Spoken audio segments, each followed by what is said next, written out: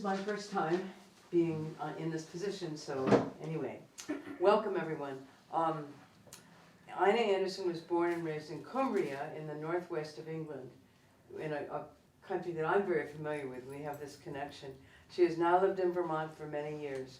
Her first work was in editing scientific journals, including Icarus, International Journal of Solar System Science, with editor Carl Sagan.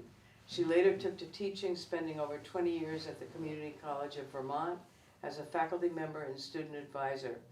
Her first collection, Journey into Space, published in 2017 by Antrim House, was nominated for a Pushcart Prize.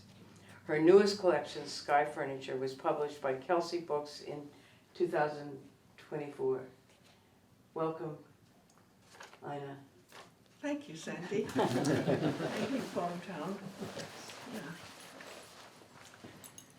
So, I do better not trying to stand through these events these days. So that's why I bring this. Oh, that's nice.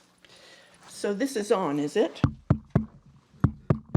It's not amplified. Why don't you sit down and then we'll see how it is with your Yes, dear. height. You got a roadie, you know. Right, good roadie. Chauffeur, roadie, everything. I know, I'm very lucky. So, this I'm going to read almost entirely tonight from my new collection, Sky Furniture. And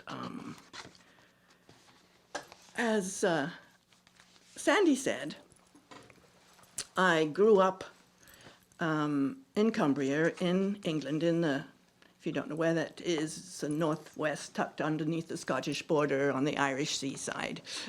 And it was an idyllic childhood with just everything going perfectly. So lucky in so many ways. When that happens in your life, sometimes takes a while to realize what reality is, for other people especially, yeah? I was one of the lucky ones. And then when I got to be quite a grown-up, I came over here. But the first two poems I'm going to read tonight are talking about being back there in Cumbria. And the first one, I'm going to read, is called To Meet the Hedgehog. There are a lot of hedgehogs, and they're wonderful. And they're getting a lot of support as they are dwindling a little bit with the usual problems wildlife has. So, to meet the hedgehog.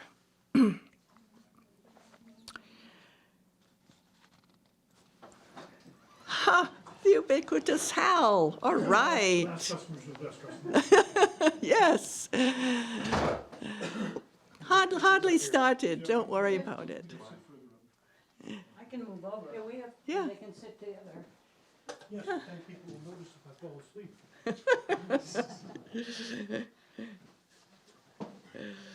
Welcome. Yeah. So, to meet the hedgehog. When I rode Stan's little Shetland stallion, I always found the hedgehog. I came to expect it, but lots of other things had to be in place.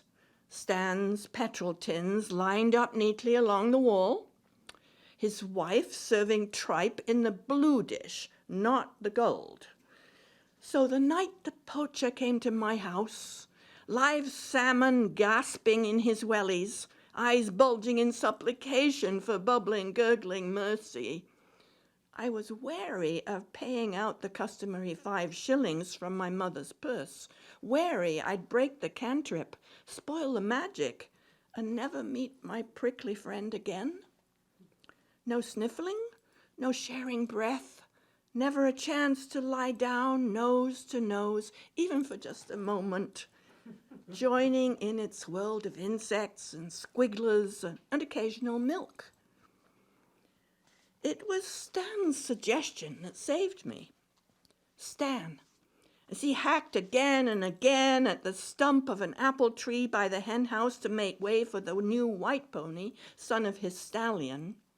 Stan, who always gave away an old petrol tin if he acquired a new one, so the line along his wall didn't get rumply. Stan, who brought his cloth cap to my mother to mend for him regularly every autumn. "Child," he said to me, "bring it kitten treats. They have them at the post office. It can't resist them, and it'll eat them out of your hand." My pocket money was just enough. That night I lay in the damp grass, nose to nose again with the hedgehog.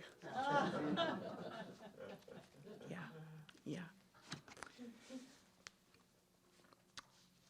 I miss a lot from being over there. That's still what I would call home. And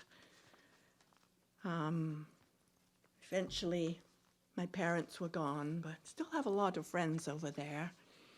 But this poem reflects back on that good fortune with them. I was an only child, so we were a team of 3. Forever. Back when I believed in the Virgin Mary, that she was Queen of Heaven and all that, and that she had a really cute halo, and her favorite color was blue, back then, I believed in a lot of things. I believed that the tide would always come up the estuary well past Foxfield, and that my Uncle Jimmy's taxi would never crash. I believed Queen Elizabeth would live forever and was probably the Virgin Mary's sister. I believed my parents would live forever, too. It wasn't that Mum didn't warn me.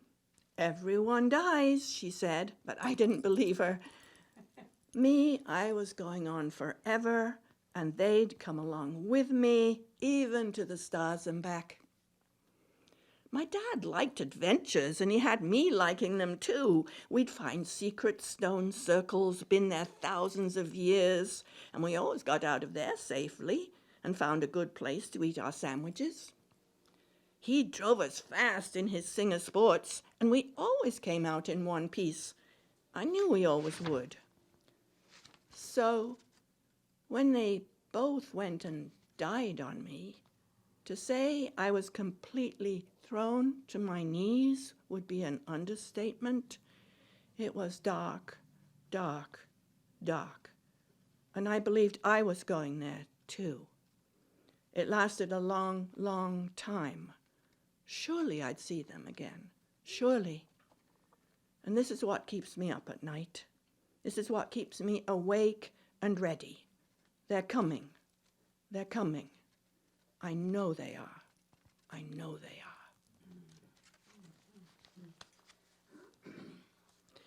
So I got myself over here, and Vermont has treated me pretty well, and it has its charm, that's for sure. But one can't help but look back and think it must have been pretty rough from time to time to be here, especially back a ways. After harvesting ramps in the Vermont woods in early May. You know what ramps are? Everybody almost. Good. Convince me, was it always like this? Did the water lap the bottom step in springtime? Did the birds return as the magnolia burst into blossom?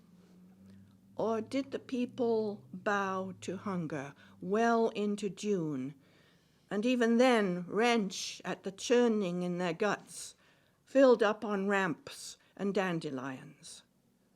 Or were there bright new shoots we've never heard of? Green blades rising from the snowbanks? Deep roots to roast in shimmering coals? Might there be one last April rooster to mount on the spit and turn turn in the pale sunshine, juices dripping into a wide, flat pan of unleavened bread.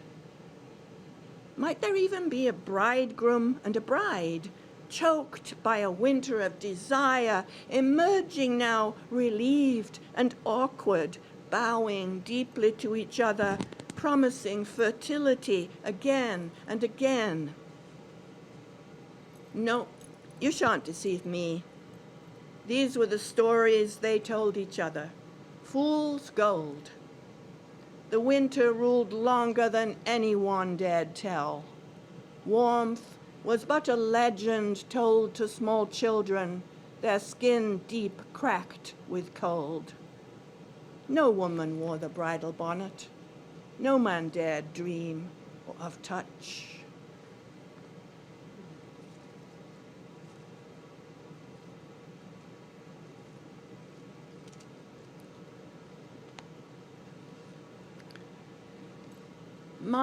Our oldest grandchild is about to graduate from college, can you believe?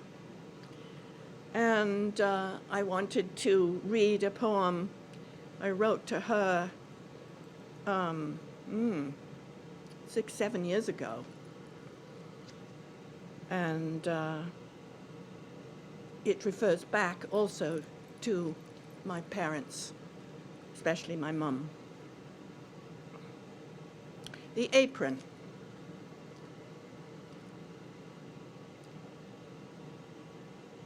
And so about my granddaughter.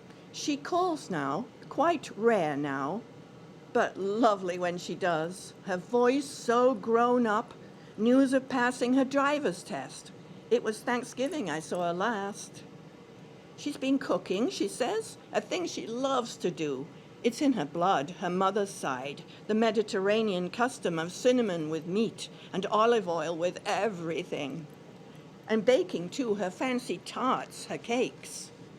And, Nana, she says, you were going to sew me an apron. My heart leaps. Had I forgotten? Of course, I say. Of course. And how should we design it? Nana, that's up to you, she says. And now I've got to go. A deep breath, a wide smile, and I'm off to my cupboards to ponder through my fabrics.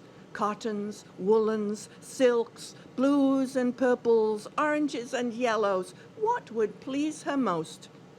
I see her, flour to her elbows, laughing, tasting.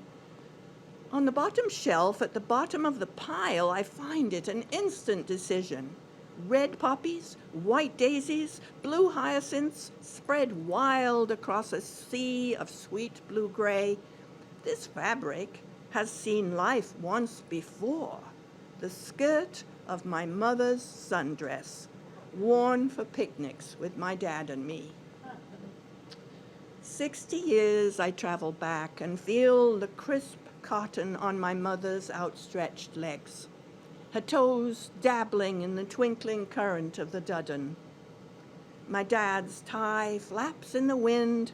I am wearing Clark's sandals with the flower pattern cut out on the toes. I take out my tape measure, and yes, there is enough. I imagine it, the apron top pressed against my granddaughter's chest, the loop around her neck.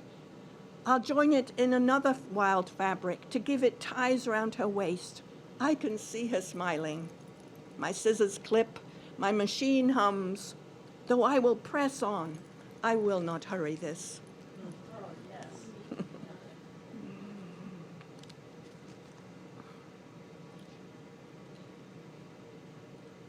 So this poem, speaking of those less fortunate, was inspired right next door at Chandler.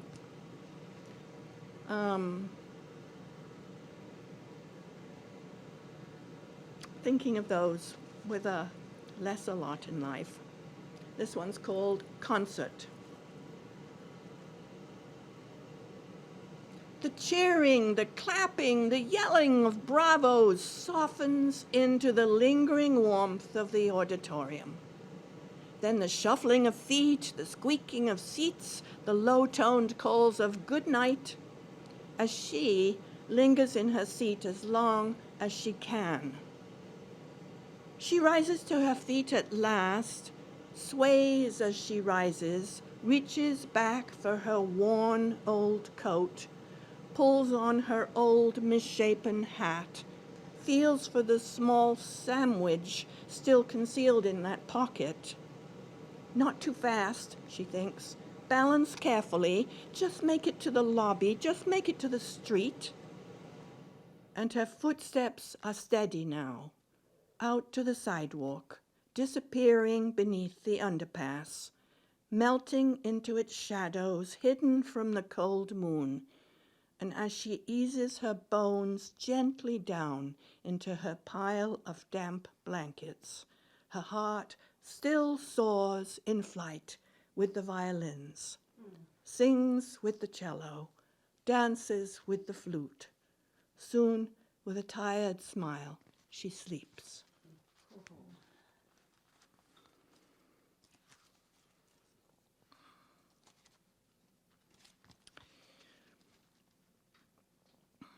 Joe Harjo wrote an epigraph I used for this poem. The poem is called Another Color. And she said, maybe they will be another color that no one has ever seen before. It's the kind of poem I think, oh, if only, if only.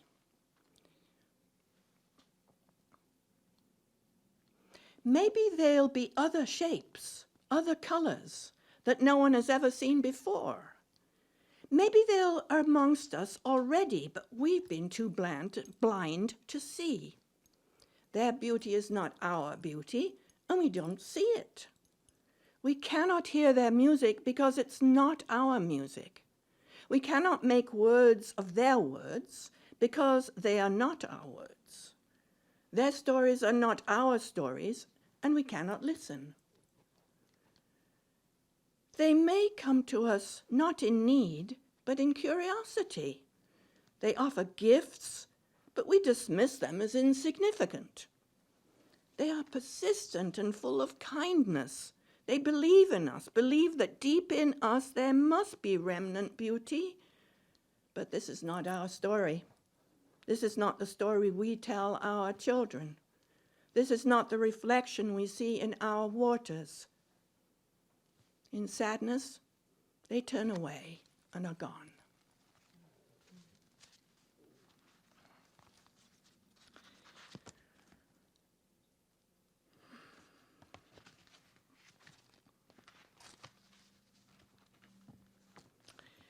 Something a little more humorous to bring us up a bit.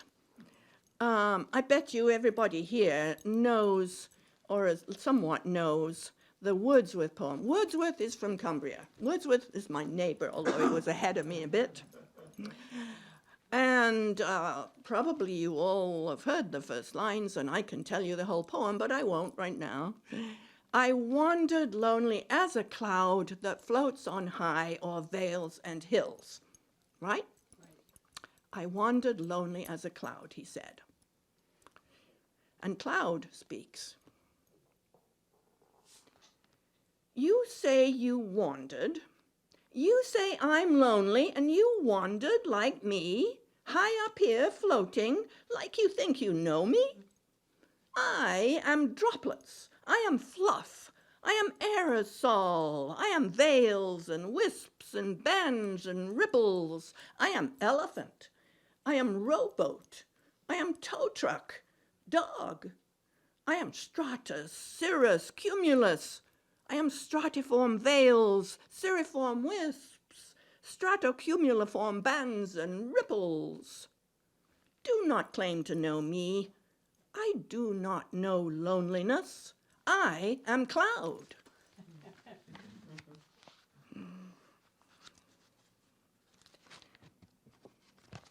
And just another Cumbria one.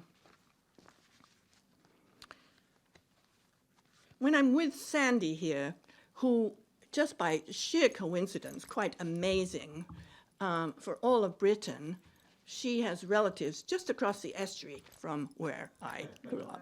It's astonishing. but she knows how fabulous it is. So up on the fells, you perhaps know the word fells from something or other, but it's moorland up on the hills for wild sheep.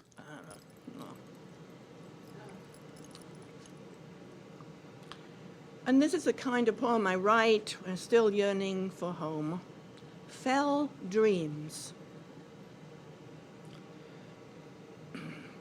The first time I heard the bells, I was returning from a visit with Maribel. I had baked jam tarts for her, and in return she had plied me with fleece from her flock of herdwicks hefted on the fell above her farm. The bells, seeming softly close and true, tinkled between each of my walking breaths, in and out, taking me happily home. Just before sleeping, I heard the bells again. My bed was hard, too narrow for comfort, and the bells, a sound between air and water, soothed my body into dreaming, taking me up onto the fells to gather tufts of fleece from the wires that kept the sheep from the ravine. Between notes in the bells' song, I heard the sheep rustling in the brown gold bracken. Just before waking, I heard the bells grow louder and closer. 4 young tups approached, heralding a noble ram. 14 sturdy ewes followed close behind. As the ram shook his curving horns, the sound of the bells reached a glorious crescendo.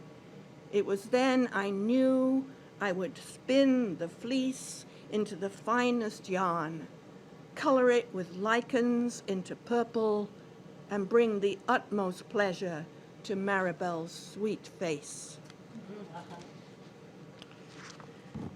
So I have just a couple more after this, but rather than wait till I'm quite done and we then get Danny, have you anything you want to ask, tell me, comment on, say anything you like? What is there to say? What has happened to you as I read? Tell me something. Don't all talk at once. I feel, listening to you, I remember being very young, and I have all kinds of early memories that come back when I listen to you. Up there. The apron, everything, Huh. all of it. I love it. Good. Good. It's your grandparent level family or something that has something on it. Is that right? Yes. My father's sister married a man from That's right. Father's sister. Yes. Yes. So I hope this takes you there. absolutely. And I get some good Yeah. images from like the stone wall with the petrol cans and different, yeah. that. Oh, good. Good. Yes. There are thousands of stone walls. It's everywhere. It's everywhere. Sheep. And although the sheep are mostly still hefted on the upper fells, and they have a system, they do, not the farmers, they do, of keeping track of their kin and expecting to, and they're out there all winter in the snow and everything. Yeah. Yeah. Okay, I'm going to go on. Just a couple more.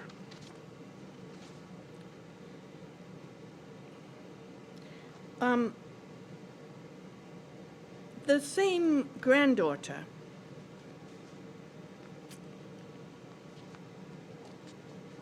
This is getting a little more serious, but we need to go there. I know you know that. Granddaughter.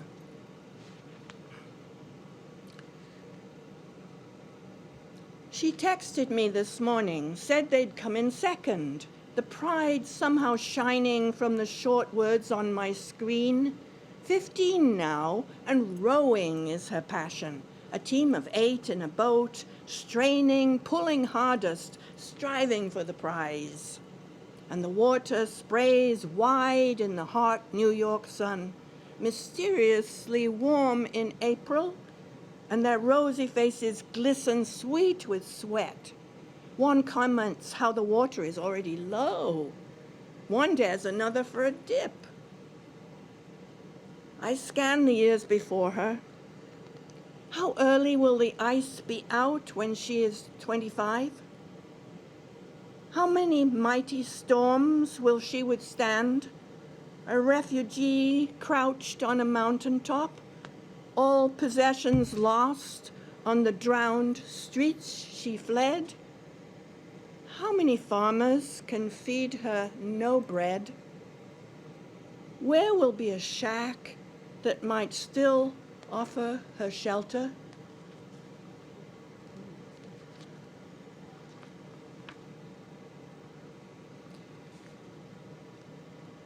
I am known for often saying that we humans are a flawed species. I don't have much hope for us. We are just flawed. Not totally all bad, but deeply flawed. And with this extraordinary planet, let's be done with us and see what happens to the rest when we are gone.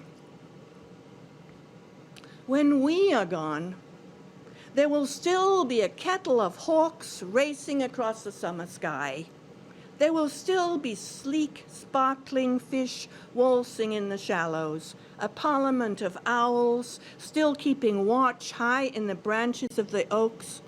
When we are gone, clouds will still form and reform, shape themselves into boxes and buses, cathedrals, lions, dogs. Committees of raccoons will still raid the nests of guileless birds. Coffles of dusty donkeys may still seek shade beneath the creaking branches of old trees. When we are gone, when our last remains are tossed into the sea, this world may reassemble, this time in favor of fur and feather, carapace and scales. All creatures that survive now in pain, decline, enslavement, may surge again to take their rightful turn on this green orb in space.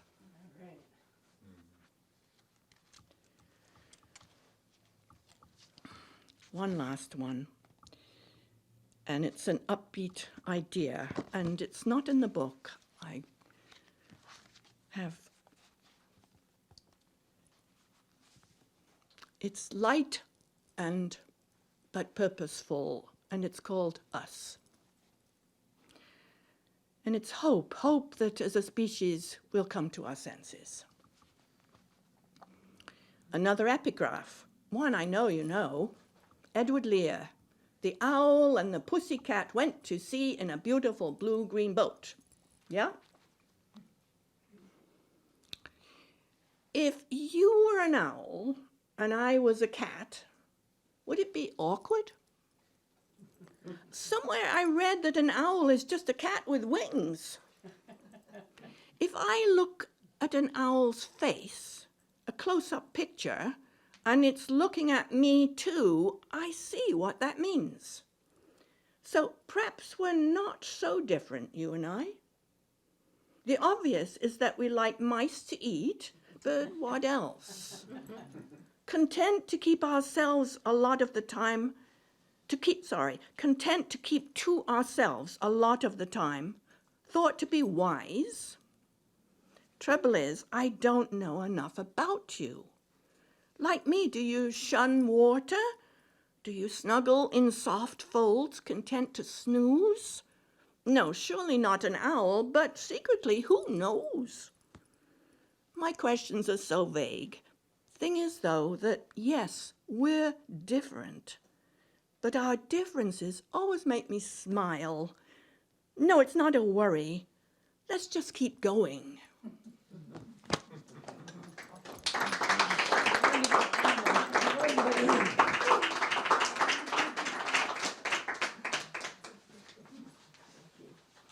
This is marvelous.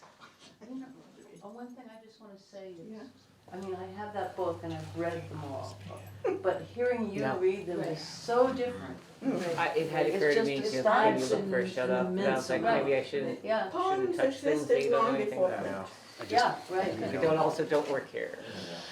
Oh, Don't touch things you don't know. Okay, are we, I emailed Amy, but are we ready to start? Or do you want me to talk some more? No? Okay, so, Danny Dover is a retired piano technician living in Bethel, Vermont. Since 1995, his poems have appeared in numerous journals and anthologies, and in 2 previously published collections, Tasting Precious Metal and Kindness Soup, Thankful Tea. His 3rd book, Flamingo Nation, Onion River Press, was released last year. In the words of James Cruz, author of Unlocking the Heart and Kindness Will Save the World, every poem in Flamingo Nation is precise yet effortless. Danny Dover cares deeply about his readers, crafting poems that help to make our hardened world a better, more compassionate place. I'm in love with the light-filled kindness that lives at the center of this life-giving and necessary new book. Hooray. Beautiful. yeah, I won't tell you how much I paid him. Thank you. And thank you, Ina. I love listening to you read. Yeah. Likewise, Danny, and we just did it together in Bethel I only know. 2 days ago. I know, it's the, what a, boy, we're lucky, aren't we? All of us. We're lucky too, right? right. Gosh. I might use your chair this time. Yeah. So, actually, since we were just talking about James Cruz, this is one of James Cruz's anthologies. It's called A Path to Kindness, Poems of Connection and Joy. I highly recommend it. And I'm deeply honored that he chose a poem of mine to be included in here. It's a collection of poems by really well-known poets and emerging poets. And to be in a collection with some poets who I hero worship is just amazing. So I'm going to start with that poem. It's called Floodwood Pond. Floodwood Pond is in the Adirondacks.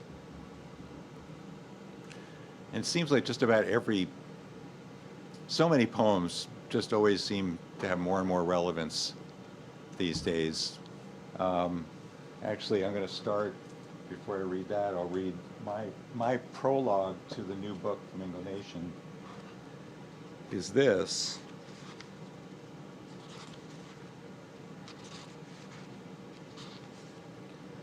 I wrote, "Poems are everywhere when times get hard, because when times get hard, poems are everywhere to be found.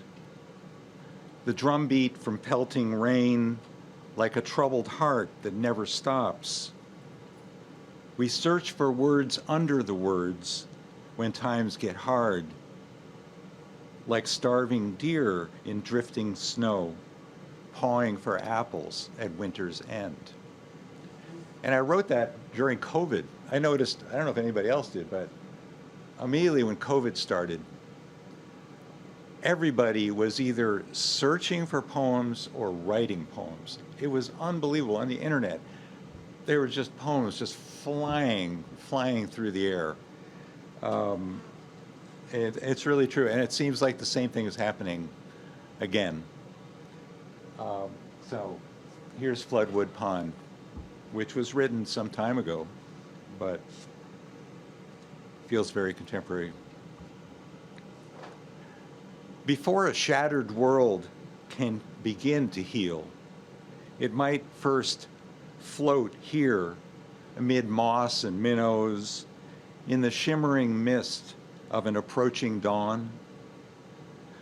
We have only this body and one earth, made from flesh and blood of porous mountains, where a doubtful heart may soak in warm uncertainty.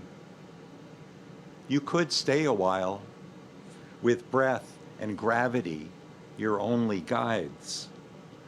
a primal sound pooling and rising from somewhere deep within your belly.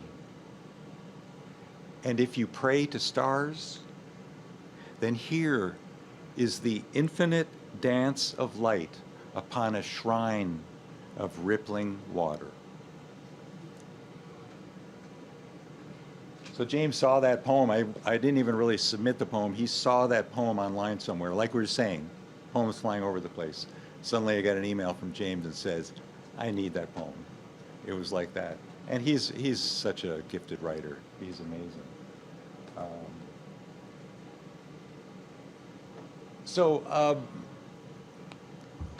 I was talking recently with Mary about prayers and poems, and about how a lot of poems are prayers. And Anne Lamott says that there are three kinds of prayers. There's please, thank you, and wow. And I think sometimes in the poem, there might be a prayer poem. I think the line between thank you and wow might be a little blurry, but that's okay. But so maybe here's a prayer. Here's a wow prayer that happened recently. Sitting at the piano on a winter morning, playing Blackbird over and over and over, lost in the reverie of sounds and melody, pausing for a moment and looking up to a large barred owl staring straight back through the window from a maple limb not 20 feet away. Was it in the music? I've never known the origin of beauty, but only this, that sometimes and in some places, with the slightest of openings, wonder and delight may swoop down and glide in unnoticed and without any warning. And maybe while we're on the subject of wow, so I'll read one more. This is an earlier poem. Most of my poems are from my new book, just like what Ina did, but here's one from the earlier book. Playground. Consider the child who awakens happy, primed and charged to seize the gift of each new day. Watch how the sun excites her and her friends like free electrons, bouncing, bruised and battered, undeterred by solid objects. And now imagine the origin of the universe, the cosmic burst of nascent energy expanding out past countless galaxies to these pink-faced, laughing, pigtailed specks of scattered stardust swirling through the maple-slanted morning light. And I think part of wow is just noticing things and trying to be awake and aware with our eyes and ears and maybe our smell, but to come up with poems, quite often that's what it's all about. I've used this image several times this last couple of weeks, but thinking of a kid just going through the forest and just picking up a rock to find out if there's anything underneath it that might be interesting. And sometimes there is, sometimes there isn't. But I think for those of us who try to write poems, we're spending a lot of time looking under rocks.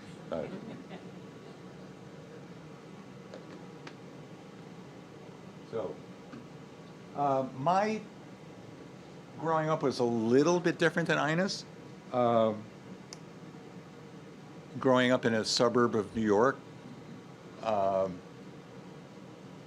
But there were, some interesting moments. And so a couple of poems from my my growing up.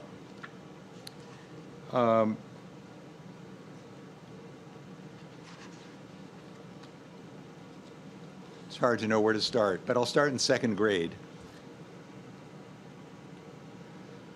So this might be for adults only, I don't know, but you can always close your ears. Spelling lesson.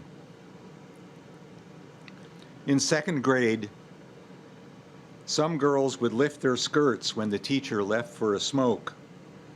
A game of daring in random flashes around the room, like fireflies or mollusks moored to desks, snapped open with rapid swooshes, inviting a glimpse by bewildered boys of cotton briefs with printed patterns of penguins, piglets, and teddy bears. Again and again, the Italians, always best at this, girls with names like cheese or pasta or secret codes we would spell out slowly.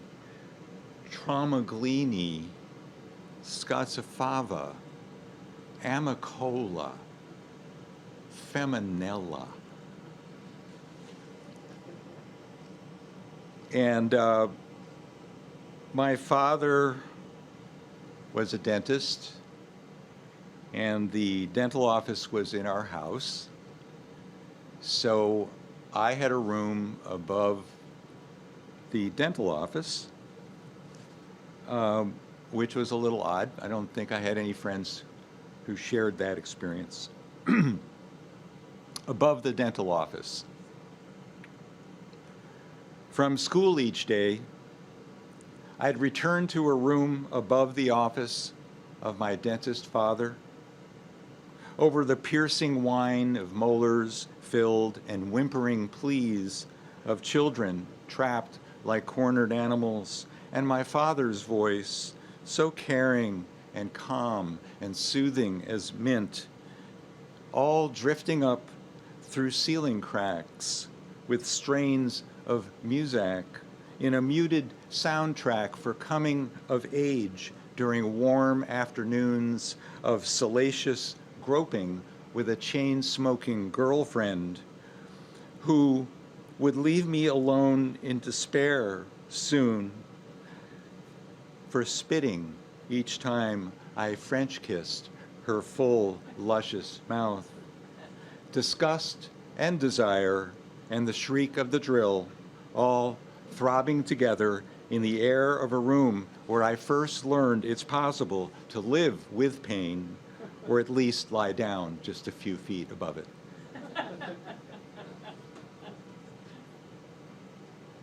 So the title poem of this is Flamingo Nation. And honestly, I can't tell you exactly what Flamingo Nation is, but when you hear this poem, maybe you could describe it for me. It seems apt, and seems apt today as we're going through what we're going through right now. But what you're going to hear is actually, the first part of it anyway, is a true story. It was something in the news that I picked up on and at the time and filed it away someday to write a poem. And this is what came out. Not long ago, in dead of winter, a lost flamingo turned north and tumbled from the sky over Siberia. A shivering pink body on spindly legs found by startled villagers. An exotic spectacle. They bundled in furs, nursed with nettles and warm caribou milk through sub-zero nights by a spruce-fired stove, and restored to health for the hard journey home. Our own flamingo beams from a bare-limbed maple in bright plastic exile, below the meadow where it snagged in floodwaters early last fall. A welcome break from the dull winter palette of unease and isolation that has settled upon us once again. When darkness portends whatever shifting course is feared the most as if an entire nation, tired and lost, just dropped from the sky without compass or map, a colorful alien creature waiting to be thawed out with a little kindness and sense of direction.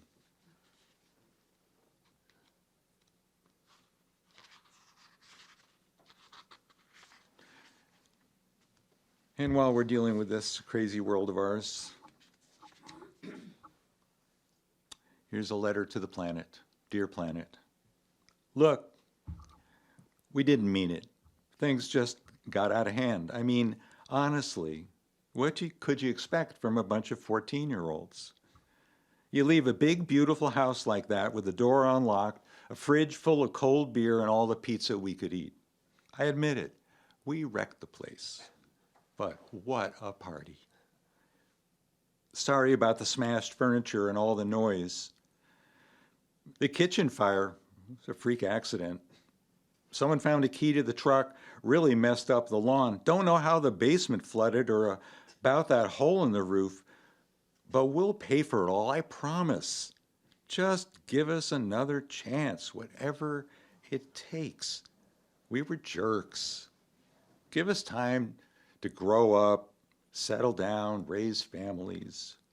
Our kids will behave better. I just know they will. I know they will. How am I doing for time? I completely forgot to look. Well, fine, right? Yeah. All right, well, let's see.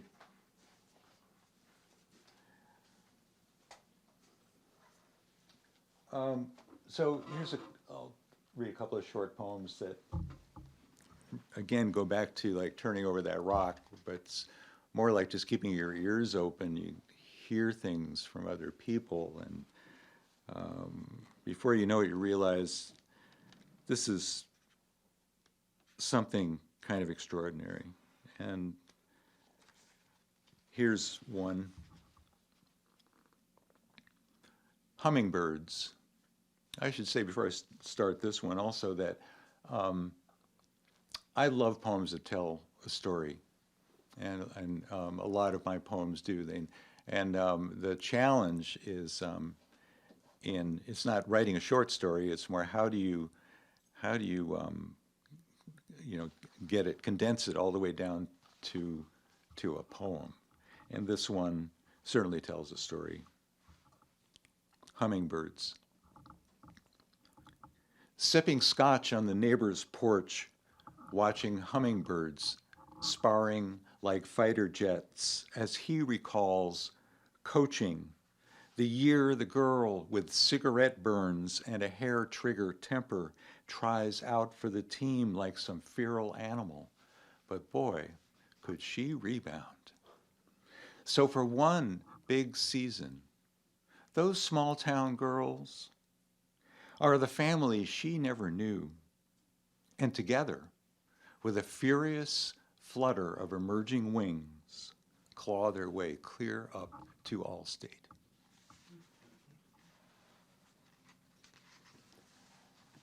I was a mentor for Windsor County Partners for one boy, quite a number, but now going back about almost 15 years. He's now a young man with kids of his own, but at the time, he was a very troubled 10-year-old, and as his big brother, he was testing the hell out of me. And during that first month, it was just pure hell. He was just trying to find out if I was really going to be his friend or not. And I survived, and we survived, and we became very close. But a key moment was in this poem, snakeskin.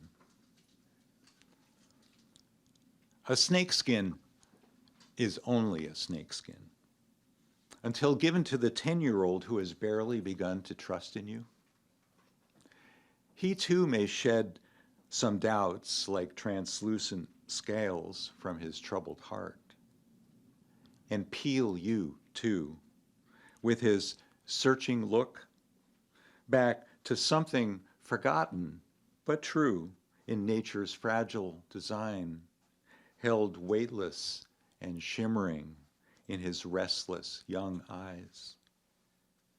Someday, you pray, with grace and ease, you both may shed these clumsy skins in tall, lush grass and slip away.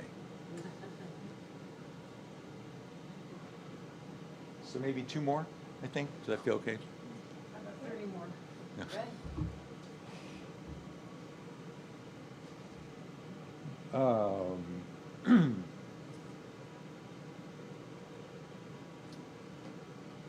Well, I guess I would like to read this one because there's been so much activity lately involving some of the most vulnerable people in this country. For those of you who've been to New York and seen the wonderful diversity of people walking the streets, then you'll understand how this poem is really close to my heart. Immigrant Train, New York City. The Queens-bound subway known as Number 7 boards deep in a dusty cave below Manhattan's glossy mountains, gathering speed on screeching rails beneath a tidal river and bursting out into brilliant sunlight like a well-kept secret boldly revealed. As you ride and ride, hardly noticed for your pale, dull skin amid a pressing mass of faces gleaming every shade of black or brown, like polished driftwood saved from shores of 100 nations. This is their ship of gambled dreams, a pack of pilgrims swaying over shifting ground in a lurching vessel, laden with all we have been or shall become, twisting on an ancient track across the swirl and sprawl of flim-flam streets and asphalt rooftops they now call home. And then I'll finish with this. I've been to Nepal quite a bit. The two poles of travel for myself and Mary have been Ireland and Nepal, with a few things thrown in, but I've been to Nepal quite a bit. And my last trip was 7 years ago. And at one point on this trip, I was with a friend, and the friend's friend was a young monk. And so we were on the trail together for several days. His name was Jiang Chu. So I wrote this short poem for Jiang Chu. I'm on a mountain trail with a monk who is always happy, gently guiding worms in danger off the path. Good, he smiles. Jiang Chu knows just one word in English. Good. Sipping water. Good. Flirting with a girl he meets. Good. Snapping selfies with stray dogs and curious children. Even sick and dizzy on this treacherous walk, Jiang Chu is good. But I know better. All is good, but I know better. Not bad, I say, tasting the snack he offers. Good, he grins. Thank you.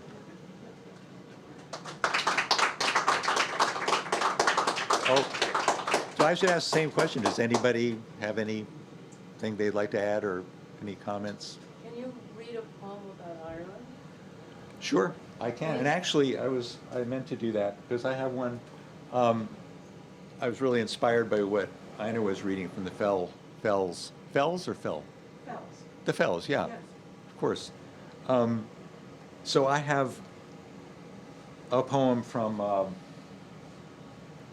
the last time we were there, or one of the last times we were there, from the McGillicuddy Reeks, which is a ridge of high mountains in Killarney, taking a hike up into the hills.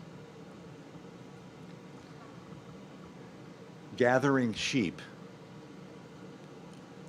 coming to rest in a well-grazed pasture, tucked deep and high in a rugged draw, Kerry's grim fog mountains, leering down with grizzled chins of broken boulders upon the neat, trimmed, silent, long green valley of Breedia.